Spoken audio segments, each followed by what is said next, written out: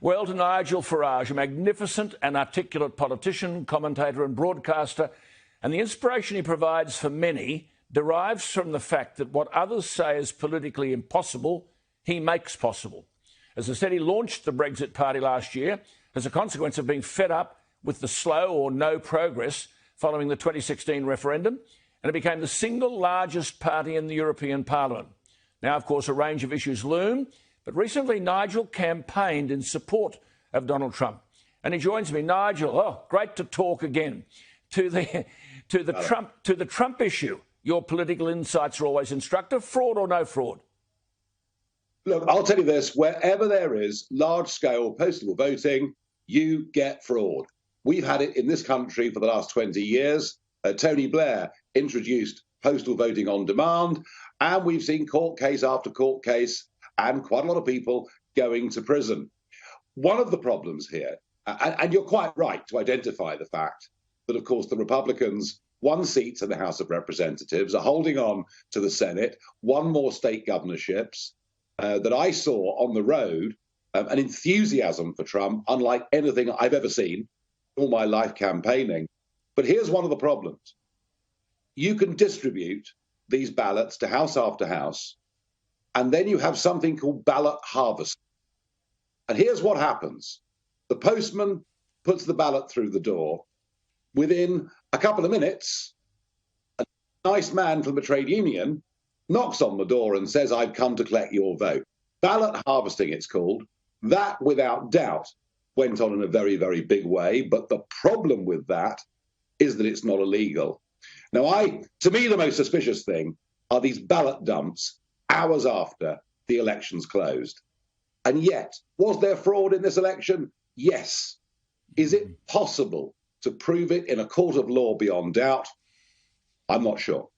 Just one thing, Nigel. I mean, there's got to be something on when Biden underperforms Hillary Clinton everywhere except where the Democrats are administratively in charge. I mean, Wisconsin is worth 10 college votes, Georgia 16, Michigan 16, Pennsylvania 20.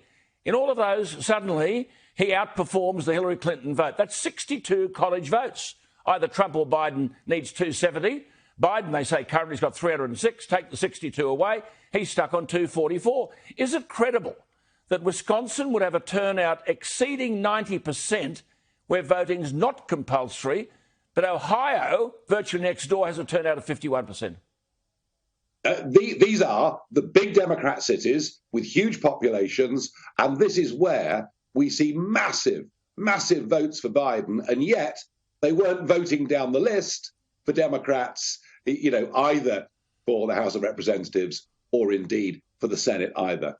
I think, Alan, to me, this is about ballot harvesting on an industrial scale, taking place in big Democrat cities, local administrations working hand in glove with the trade unions to deliver this. I have no doubt this happened on a huge scale. The problem is, as I said already, there is no law in America. There should be, but they've never had mail-in ballots before on this scale. No. All they had in the past was absentee voting, and that was about 3 to 5% of a turnout. 100 million people in this American election voted early in some form or another. And I think the difficulty is that ballot harvesting is not against the law in the USA, and that's going to make fraud and intimidation very difficult to prove. I'm going to return to that tomorrow night. I just want to go to you, Nigel, with coronavirus. I've argued relentlessly here in Australia about the utterly disproportionate response to coronavirus, where over 99% of all cases are mild.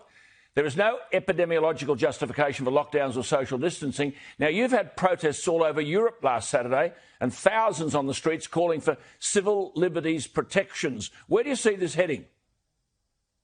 I think we're in for a very long, dark winter because, OK, there are some vaccines that have arrived on the scene, but the sheer logistics of getting vaccines out in a very, very large scale has got to be, I would think, at least 6 to 9 months away.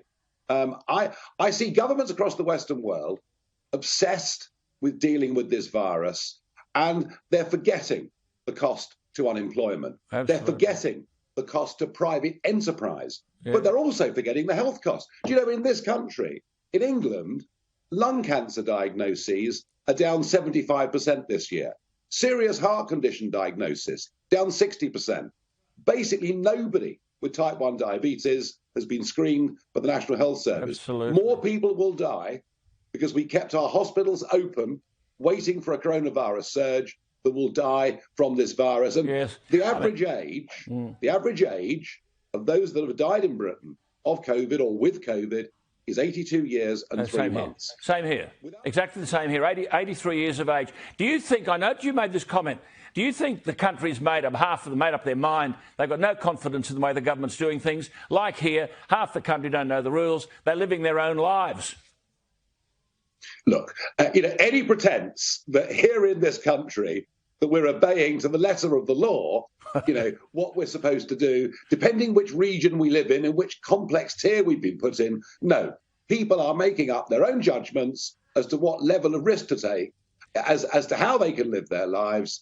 The trouble is, in much of the country, the pubs are closed. So we haven't even got that. Well, now listen, for a bit of relief. I've got to ask you one thing before you go, because you're very bright, but I'll ask you a question that you can't answer. I notice this tier stuff in Britain, and they're now being told that, quote the exact words, households will be banned from mixing indoors. Mr Farage, could you please tell me what that means? It means you can't invite your mates around for a cup of tea. It means if you live in a tier 3 region, nobody is allowed to cross your threshold. And there's going to be a brief relaxation over Christmas, apparently. Well, isn't that nice of them? Yes. I mean, who said government owns Christmas? 350 years ago, we had a Puritan government under Oliver Cromwell in this country, and they tried to ban the celebration of Christmas and to control our lives and to stop music and dancing and drinking and merriment. And here we are with another Puritan government who think they have the ability and the right to control our lives. And I'll make this one prediction. If you think you've seen protests all over Europe in the last few weeks, wait for the middle of January. January always is the most difficult, miserable month of the year. By that time, there will be huge numbers of people out of work. Oh, by the way, nobody in the public sector. No. Because if you work for government, this is great. You can sit at home and drink beer, knowing your job's protected, knowing your pension will be fine. Absolutely.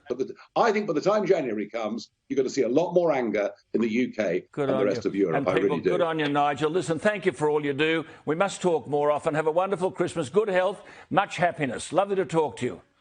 Thank you, Adam. There is Nigel Farage.